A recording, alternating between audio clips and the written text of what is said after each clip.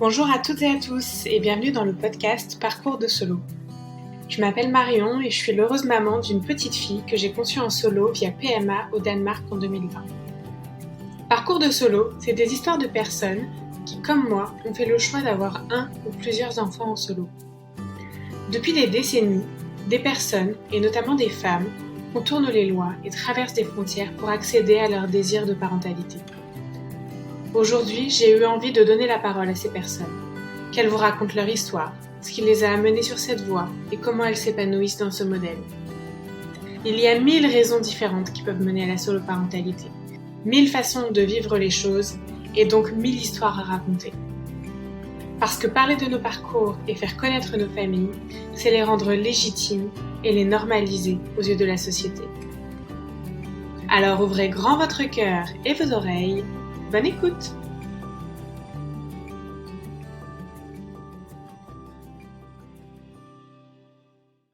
Dans l'épisode du jour, c'est l'histoire de Marie que vous allez entendre. Marie, elle a 25 ans quand elle apprend qu'elle est atteinte d'endométriose, 26 ans quand elle récolte les premières infos sur la PMA solo et 29 ans quand elle se lance dans le parcours. Beaucoup vont considérer que 29 ans c'est jeune pour décider de faire un enfant seul parce qu'après tout, elle a encore le temps de rencontrer quelqu'un.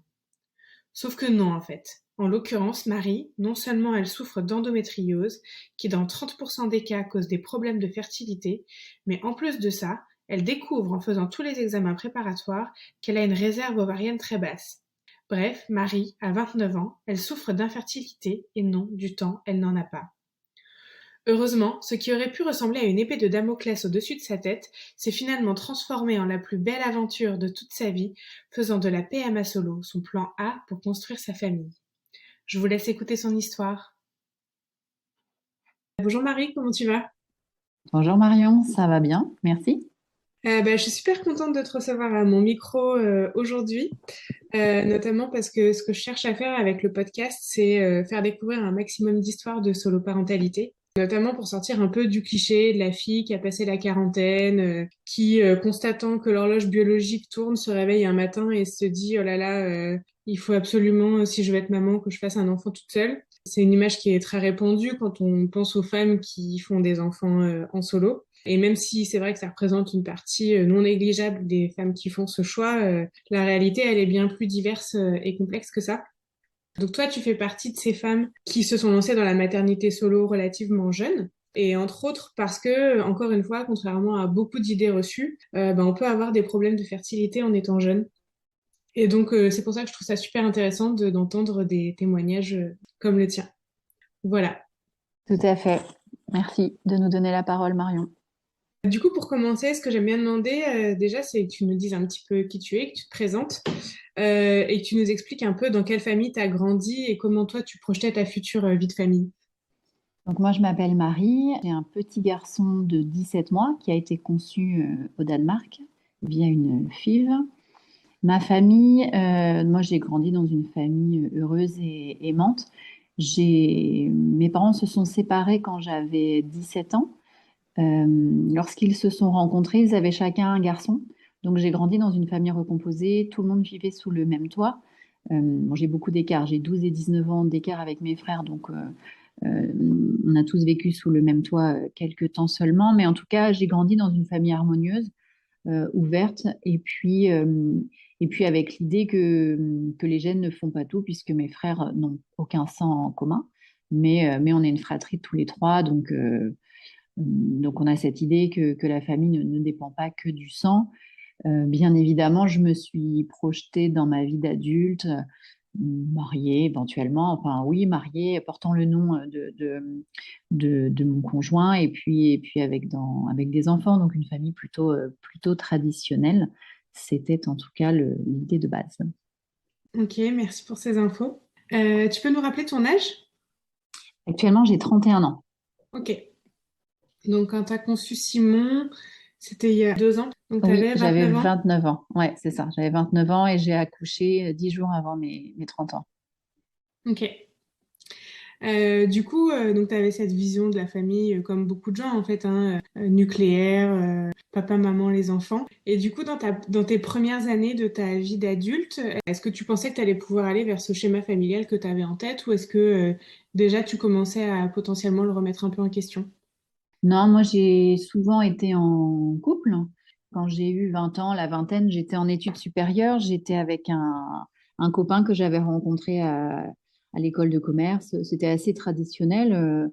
Alors, je me voyais pas forcément faire des enfants avec lui, ou en tout cas, enfin, la question ne se posait pas. Mais oui, oui, j'étais même très confiante sur le fait que, en tout cas, lorsqu'on s'est séparés, j'avais 22 ans. J'étais très confiante sur le fait que j'allais rencontrer quelqu'un et avec un premier emploi, par exemple, et fonder une famille ensemble, ouais. Et du coup, est-ce que tu te souviens la première fois que tu as entendu parler de la PMA solo? Alors, je me souviens la première fois que j'ai été chercher l'info. Ouais. J'ai, hum, Ça a commencé à me travailler vers 26 ans.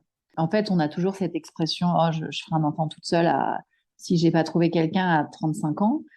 Par exemple, enfin, si j'ai pas trouvé quelqu'un, et dans les faits, on commence à se dire, mais c'est quoi faire un enfant toute seule? Comment on fait un enfant toute seule? Et j'ai commencé ce chemin à stocker dans un petit dossier de mon ordinateur deux, trois infos, ce qui fait que quand j'ai vraiment plusieurs années plus tard décidé de me lancer, je savais déjà où, quoi, quand, comment, à peu près en tout cas. Et ça s'est fait au fil de l'eau. Mais à 26 ans, ouais, j'ai commencé à me dire, tiens, pourquoi pas. Et donc au final, le point de départ de ta maternité solo, tu peux nous en parler? Le vrai point de départ, c'est à 25 ans quand j'ai su que j'avais une endométriose, où là, mon gynécologue m'a dit, donc au-delà du fait que j'avais une endométriose, les douleurs, etc., il m'a dit, bon, et puis l'endométriose, il y a 30% des femmes souffrant d'endométriose qui sont infertiles. Wow, attendez, moi je veux des enfants, qu'est-ce que je dois faire? Qu'est-ce qui se passe? Est-ce que je dois avancer maintenant? Il me dit, non, non, trouvez-vous quelqu'un, vous avez le temps, etc. Mais en fait, ça a toujours été comme une épée de Damoclès au-dessus de la tête, ça m'a jamais quitté et les années passant et le célibat s'installant, c'est devenu un plan A. Alors on en parle de plus en plus, donc les gens connaissent un peu l'endométriose, mais est-ce que tu peux nous décrire, si tu arrives à le faire simplement, ce que c'est? Ouais, alors l'endométriose, c'est que lorsque le cycle de règles se fait, l'écoulement d'une femme qui a une endométriose, en fait, les dépôts, enfin, je ne sais pas comment on appelle ça, lorsqu'on a ces règles, on s'écoule tout le cycle. Oui, Tu c'est l'endomètre en justifieras. fait. Voilà, exactement. Et en fait, quand on a une endométriose, c'est qu'on a des nodules qui sont pas au bon endroit et du coup, le sang s'écoule, mais auprès des organes. Comment dire? Moi, par exemple, mon endométriose, elle est située, alors étonnamment, elle est située sur le bassin arrière, donc tout ce qui est cul-de-sac de Douglas, rectum, etc. Et donc, lorsque j'ai mes règles, j'ai des petites douleurs aux ovaires assez traditionnelles, mais j'ai surtout une très grosse douleur sur la partie plus anale, très clairement, Mm. vraiment la fin des intestins, le coccyx, le sacrum, qui est en grande souffrance. Et du coup, je dois rester alitée pour imaginer un peu avec un coussin sous les fesses. Et donc, quand j'ai commencé vraiment dans ma vie active, j'avais calé ma pilule pour avoir le deuxième jour de mes règles qui était le plus douloureux sur un dimanche. D'accord. Oui, en fait, c'est des bouts d'endomètre qui se déposent sur certains organes Ouais, et qui crée des euh, adhérences, c'est et ça, qui au créent mauvais des endroit en adhérences, tout ouais. cas. Mm. Ok, donc en fait, cette endométriose, ça a été le point de départ de ta réflexion et du fait que tu as commencé à le considérer pour de vrai. Du coup, qu'est-ce qui a fait qu'à un moment donné, tu t'es dit, bon, bah ça y est, en fait, j'en ai marre d'attendre, je me lance. En fait, ça m'a pris quelques années. Bah, déjà, il faut que la réflexion se fasse sur voir la famille autrement. Et ensuite, j'ai eu, moi, comme bon nombre d'entre nous, hein, mais des craintes et des freins que je devais couper, en fait. C'est-à-dire que moi, je suis, par exemple, très proche de mon père. Et je me disais, bon, voilà, les réflexions que l'on peut se faire. Faire un enfant consciemment sans papa, qu'est-ce que ça implique? J'avais des choses à désamorcer moi-même pour pouvoir assumer pleinement l'histoire qui allait être la mienne et puis j'espérais, enfin voilà, celle de mon enfant. Et donc j'ai eu des choses à désamorcer, donc je me suis dit qu'est-ce qui compte? Le sexe? Il faut être un homme et une femme? non, parce que je trouvais tout à fait légitime qu'un couple homo fasse un enfant ensemble, donc c'était pas le sexe, c'était la quantité. Est-ce qu'il faut être deux? Non plus. Donc en fait, voilà, ça s'est désamorcé. Et puis, il y a eu le confinement. Ma période, enfin, j'étais en poste à l'époque. Mon contrat s'est terminé en plein confinement, fin avril 2020. Et je m'étais dit, en fait, parce que c'était un CDD, si je suis prise en CDI, je fais un enfant. Si je suis prise, si mon CDD s'arrête, je pars faire un tour du monde. Mon CDD s'est arrêté et j'ai fait un enfant. Je me suis dit, bah, en fait, j'ai pas du tout envie de faire le tour du monde. En fait, c'est pas du tout là-dedans que j'ai envie de mettre l'argent que j'ai économisé consciemment et inconsciemment depuis plusieurs années pour ce projet. Euh, et donc, fin mai, le 24 mai précisément, un dimanche, j'ai commencé littéralement une page de cahier en disant, voilà, c'est maintenant, ça y est, j'ai tout désamorcé, je suis prête. Je suis prête en tout cas à tout assumer auprès de cet enfant qui aura peut-être des questions à me poser. Ok. Du coup, là, tu t'es basé sur tes recherches que tu avais fait dans ton petit dossier quelques années auparavant. Exactement. Je savais déjà que je voulais un donneur non anonyme, c'est-à-dire un donneur qui donne, en tout cas à l'époque de son don, la possibilité à l'enfant d'établir un contact, ou en tout cas, il autorise la clinique à fournir les éléments qu'ils ont, à savoir peut-être une adresse, des coordonnées, une identité, voilà. Ça, je savais que je souhaitais un donneur non anonyme. Je savais également que c'était au Danemark. Alors, j'ai appris par la suite qu'il y avait aussi le Portugal, mais je ne le savais pas à l'époque. Et puis, je trouvais ça sympa, du coup, Enfin, je me sens plus proche des gens du Nord que des gens du Sud. Pourtant, ma famille a de sang italien. Mais l'idée se faisait, en tout cas, s'est faite au Danemark. Et du coup, j'ai par la suite choisi également un donneur qui est danois, volontairement. D'accord, donc tu as choisi ton donneur. Moi, j'ai choisi mon donneur. Alors là aussi, ça a été un cheminement. Ce n'était pas le plan du départ. Et puis, en fait, je me suis dit, allez, assume jusqu'au bout. Tu choisis. Et donc, alors c'est compliqué au début parce qu'on se retrouve sur un catalogue en ligne. Il faut désamorcer plein de choses éthiques qu'on nous a appris et dans lesquelles on nous matraque et dans lesquelles on a évolué. Et donc, alors moi, je voulais pas, le physique m'importait peu, étonnamment. Par contre, ce qui comptait, donc je voulais quelqu'un de danois. Je voulais un homme danois. Et puis quelqu'un qui le fasse, c'est-à-dire pas forcément, pas un étudiant, quelqu'un dont le don est ancré dans la vie, quelqu'un de mûr et de mature, pour lequel le don est un vrai projet de famille et donc de couple voilà. Donc j'ai lu les lettres. Et puis il y a une lettre qui m'a particulièrement touchée et voilà. Et donc au début j'avais 70 onglets. Voilà, éliminé, et puis il en restait deux, et puis la lettre, et puis deux, trois critères, du coup, un peu à la con, mais parce qu'il faut bien, à un moment donné, trancher. Mm. Voilà. Et c'est un peu fou, parce que c'est un peu du feeling, hein, enfin, du feeling. Et en fait, il s'avère qu'en plus, mon donneur sur sa photo, c'est un nouveau-né qui pleure. Donc, j'ai aucune indication de ce que pouvait, parce qu'il y avait des petits, évidemment, des photos de petits de 7 8 ans qui sont adorables, des petits blondinets, voilà. Le mien, c'est un nouveau-né et ça me va très bien, c'est parfait. Ouais, en fait, sur ces banques de sperme qui sont danoises, on a accès à des profils de donneurs qui sont en fait avec des niveaux de détail très différents. On va avoir des donneurs avec juste des infos très basiques sur le phénotype.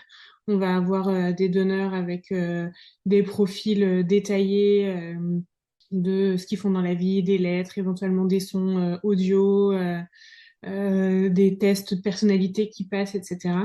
Et en général, sur ces profils-là, il y a des photos enfants. Et si on veut aller plus loin, on peut même avoir, et à chaque fois on paye en plus, hein, des photos adultes. Voilà, et à chaque fois on peut choisir. Alors, au Danemark, la législation permet qu'on puisse choisir anonyme ou non anonyme. Mais voilà, donc c'est l'éventail devant lequel on se retrouve. Et c'est vrai que ça peut être un peu vertigineux, en fait, quand on arrive sur ces Exactement. banques de sperme. Tout à fait.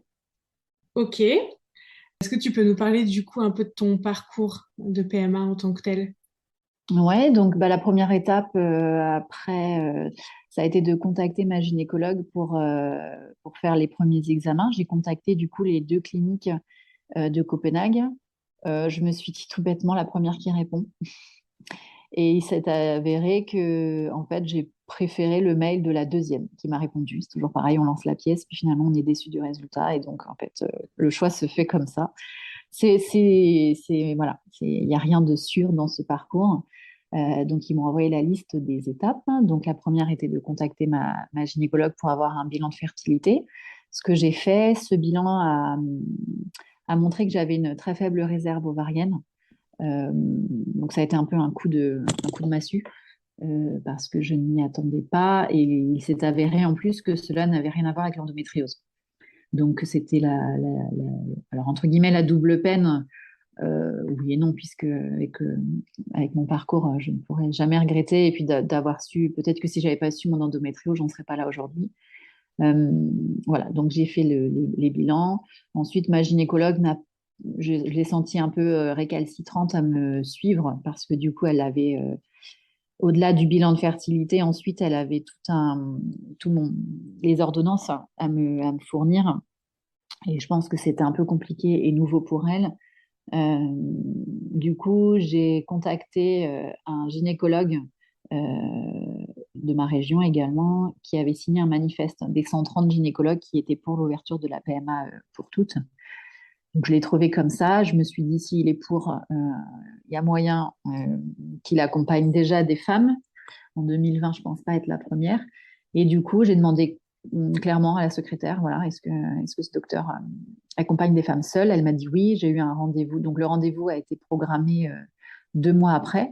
Et en fait, bon, il s'est avéré que dans ma famille, quelqu'un connaissait ce monsieur, ce docteur. Et en faisant deux, trois coups de fil, j'ai eu un rendez-vous pour le lendemain. Donc j'ai eu rendez-vous et lui a été plutôt rassurant sur la possibilité. Par contre, il m'a dit que ma chance, c'était mon âge et que j'avais toutes les raisons du monde de le faire maintenant et qu'il fallait le faire maintenant. Donc, on est parti sur une FIV. Il m'a un peu laissé le choix, FIV ou insémination artificielle. J'ai préféré la FIV. Et puis ensuite, mon cycle est arrivé et c'était parti pour le Danemark et les injections. En fait, c'est intéressant ce que tu racontes parce qu'en fait, quand je vois les retours qu'il y a, notamment des parcours de PMA en France aujourd'hui, alors clairement, les CHU, ils sont débordés. Il n'y a pas assez de personnel pour recevoir toutes les femmes, mais c'est vrai qu'il y a beaucoup de femmes qui se font refuser carrément les rendez-vous sous prétexte qu'elles sont jeunes, et qu'elles ont le temps. Alors qu'en réalité, il y a plein de femmes, enfin, il y a un certain nombre de femmes qui sont certes jeunes, mais qui peuvent effectivement avoir des problèmes de fertilité et qui n'ont pas tant de temps que ça. Et toi, avec ton âge, on aurait pu te refuser à 28 ans, parce qu'il y a beaucoup qui refusent en dessous de 29, alors que Mm. en réalité, pour toi, c'était la meilleure chose à faire, quoi. Bah, mauvais profil au chômage et 29 ans. Ouais, toi, tu coches aucune des cases. Double peine en plus, puisqu'on ne m'a jamais proposé de faire une préservation ovocytaire, alors que j'avais une endométriose. Donc, dans les faits, à l'époque, avant que la loi ne passe, j'étais Éligible. dans les clous, ouais, exactement. Mais oui, oui, double peine, 29 ans au chômage, je n'aurais jamais pu avoir mon fils, alors que j'étais consciente et assez sûre de moi sur le fait que j'allais retrouver un emploi rapidement et que voilà, s'il fallait prendre un emploi alimentaire, je l'aurais fait aussi sans crainte.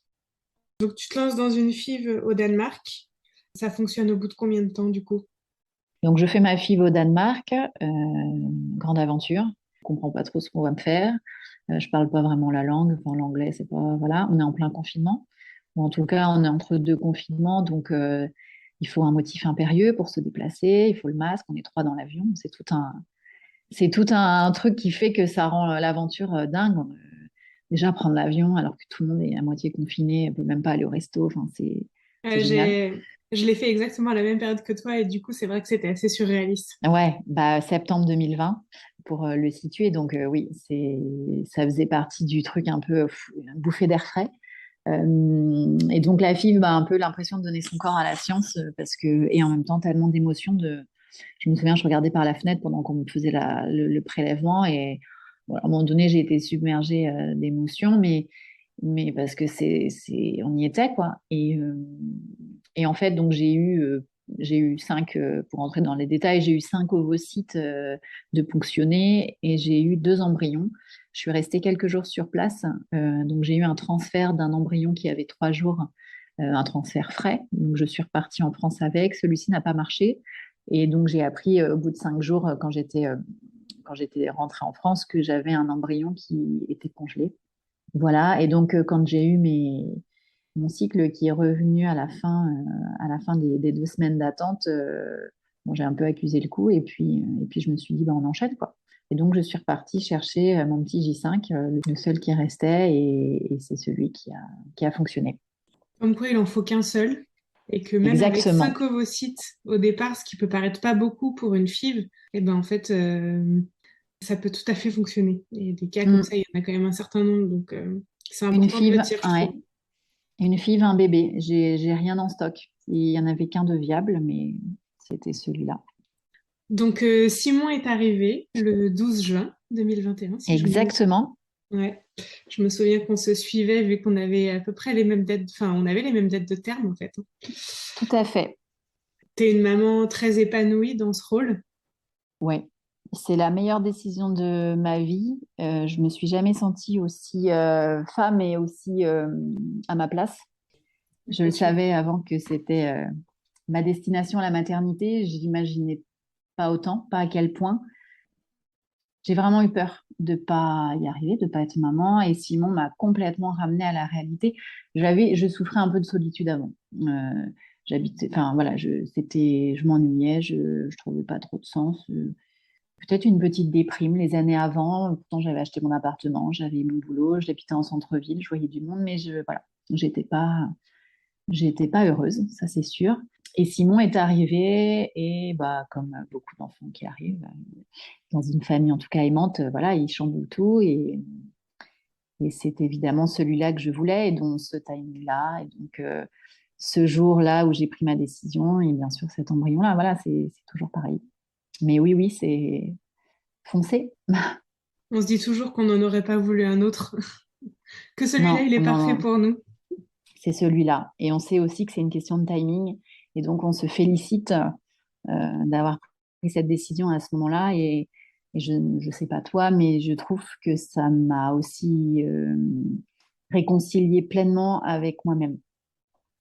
Je trouve que j'ai pris une sacrée décision et que j'assure sacrément depuis, et que je peux être fière de moi. Et ça, c'est grâce à mon fils. Et c'est des parcours qui, voilà, rien n'est évident dès le départ. Moi, j'ai pas eu d'obstacle, en tout cas, voilà, mais en tout cas, rien n'est évident.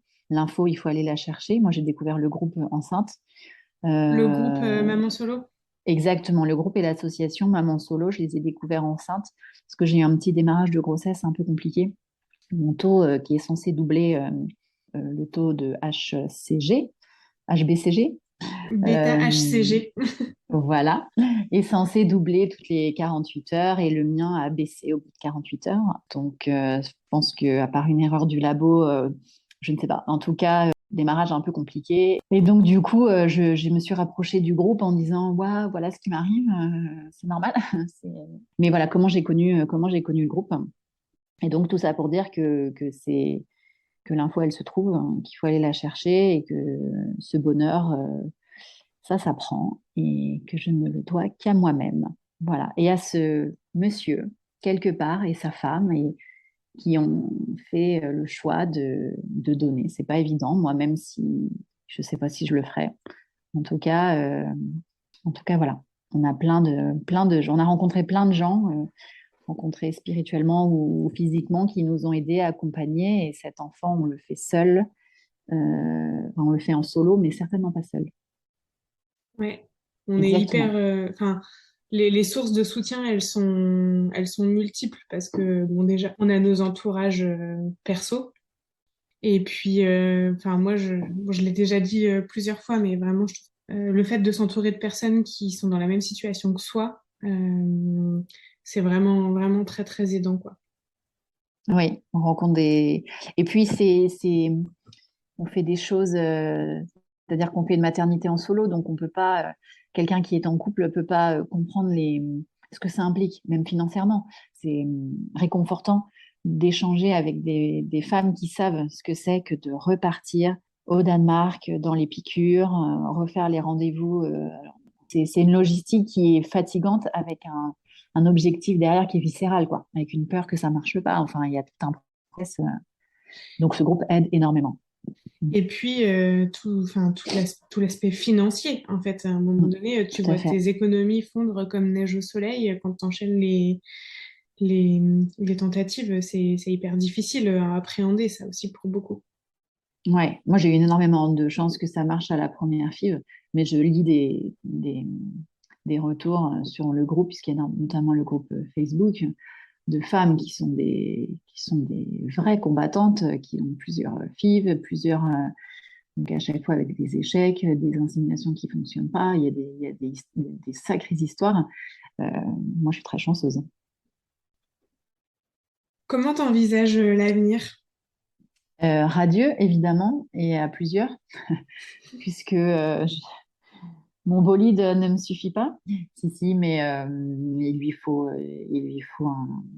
de la compagnie, un petit frère ou une petite sœur. En tout cas, c'est le projet pour deux raisons. Enfin, pour l'amour, déjà. J'en ai encore un petit peu à donner. C'est la meilleure des raisons. Euh, c'est la meilleure et c'est la principale. L'autre raison, ben, c'est que maman solo veut dire que s'il m'arrive quelque chose, j'ai pas envie que mon fils soit tout seul.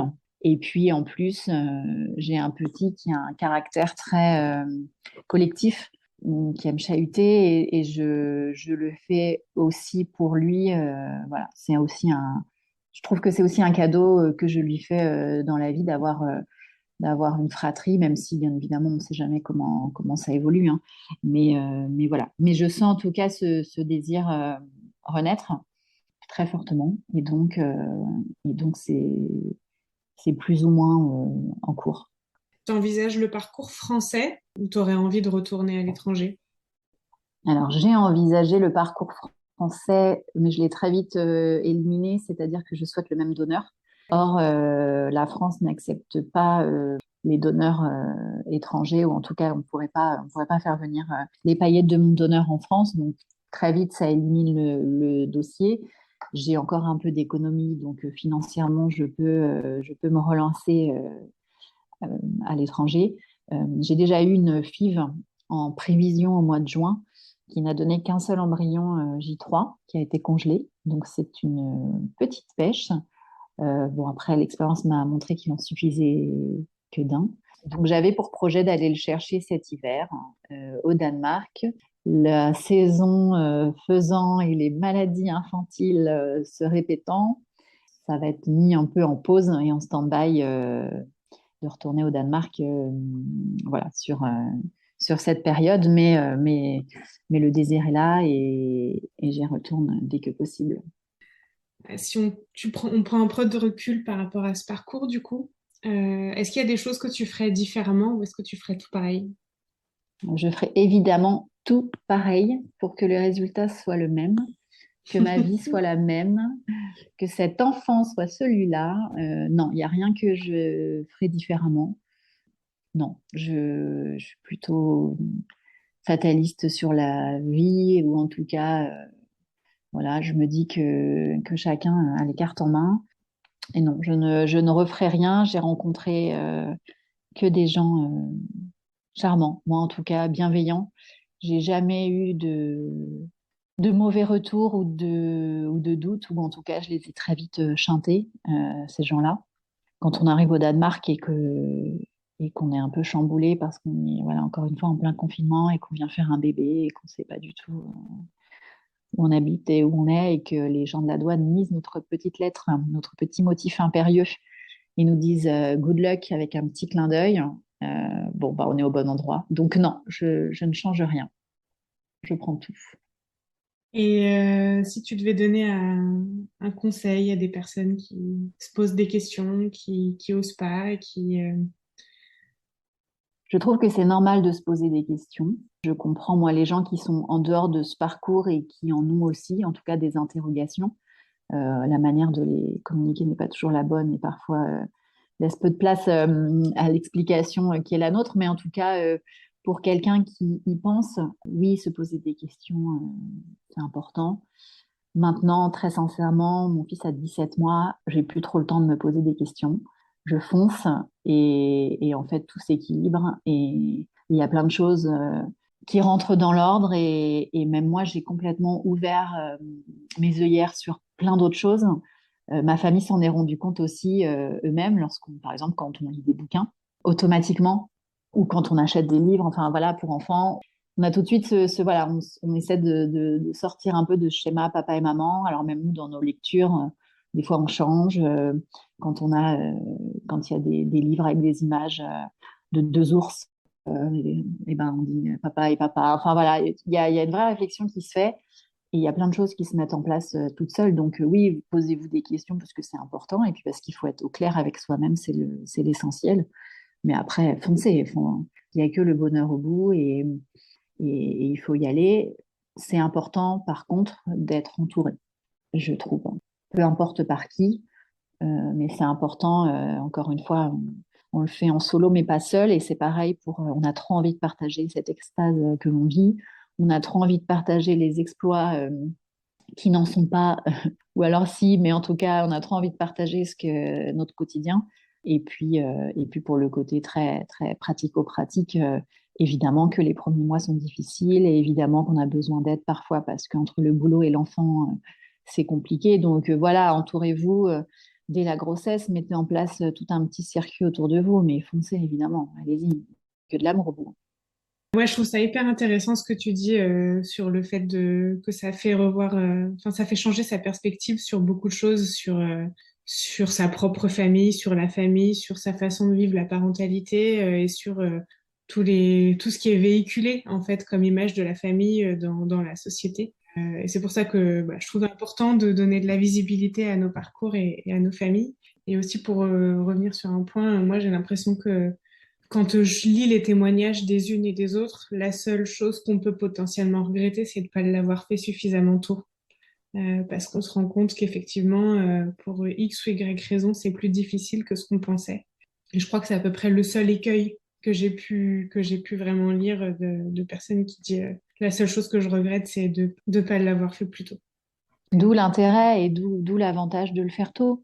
Et d'où l'ouverture de la PMA pour toutes, sans censure des sécos, en tout cas en France, parce que s'il y a eu une grande discrimination, c'est que seules celles qui avaient les moyens financiers, non pas du quotidien, mais en plus, pouvaient aller à l'étranger. Alors après, on peut mettre de côté, mais il y a eu cette injustice-là, et on entend aujourd'hui celle sur l'âge.